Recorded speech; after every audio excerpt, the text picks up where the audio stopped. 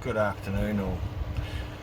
Well, just thought I'd give you all an update as far as PIAGO is concerned and a few did you knows. Now, the Broadcasting Standards Authority is like the where they're all a member of to abide by the principles, right? A couple of their principles is fairness and accuracy, which clearly was breached.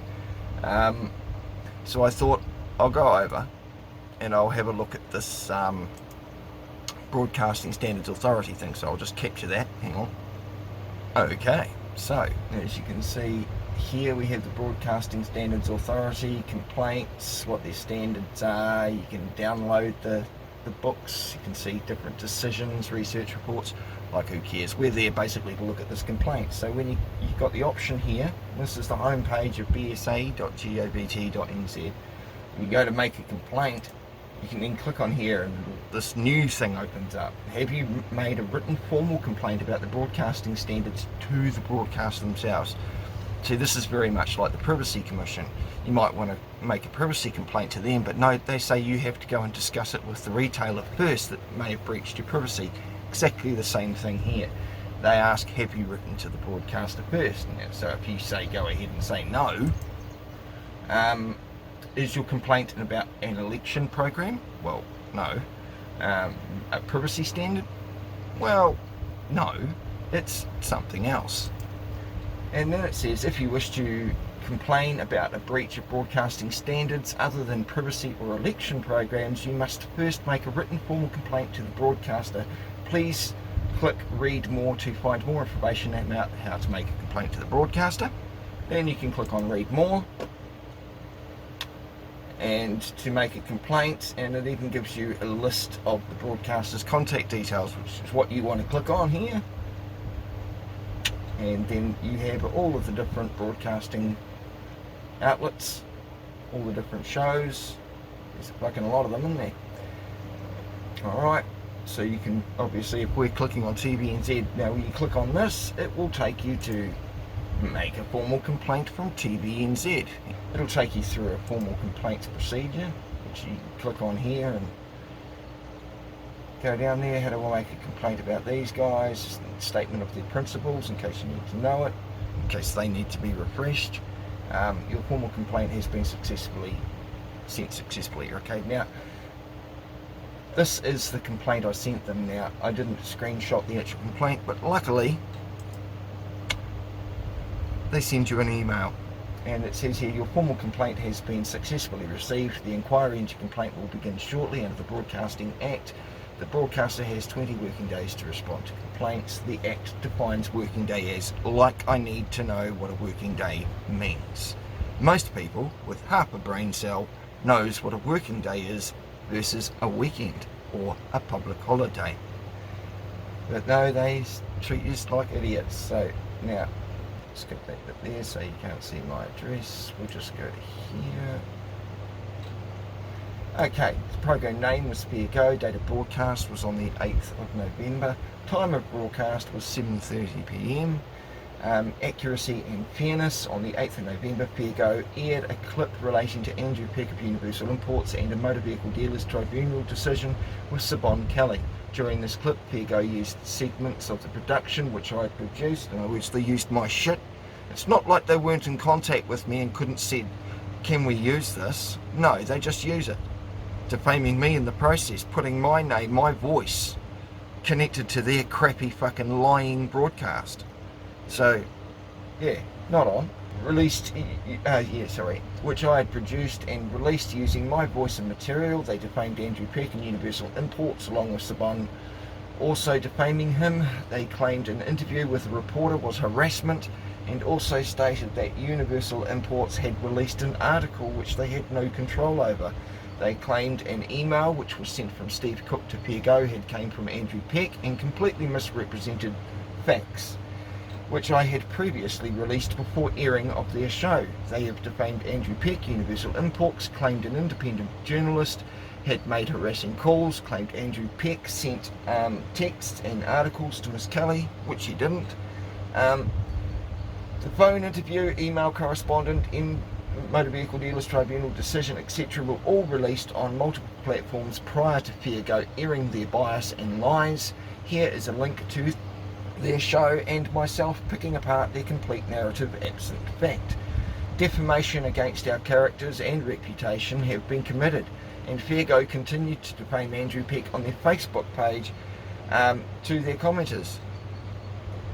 Yeah, there's one commenter on there, Linda something or other, going on about the misogynistic bit that Fairgo tended to portray, and Fairgo going, well, Andrew can be judged by what he's done, just further defaming the guy.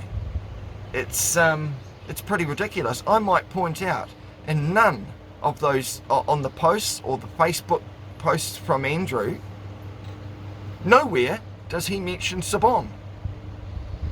Nowhere. Okay?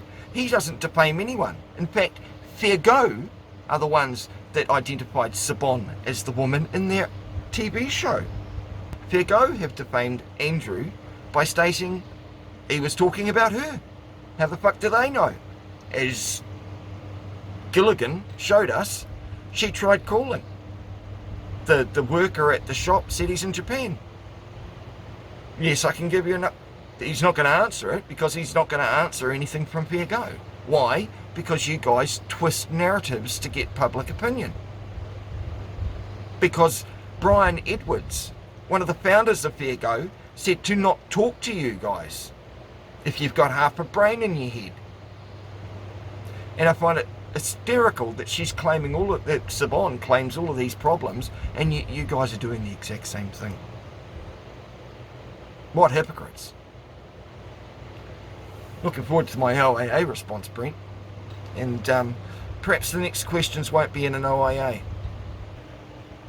So, as we're reading further on this email, you'll see the phone interview, email correspondence, blah blah blah. It's all been published, and yeah, I'm stating that they even jump on Facebook afterwards and continue.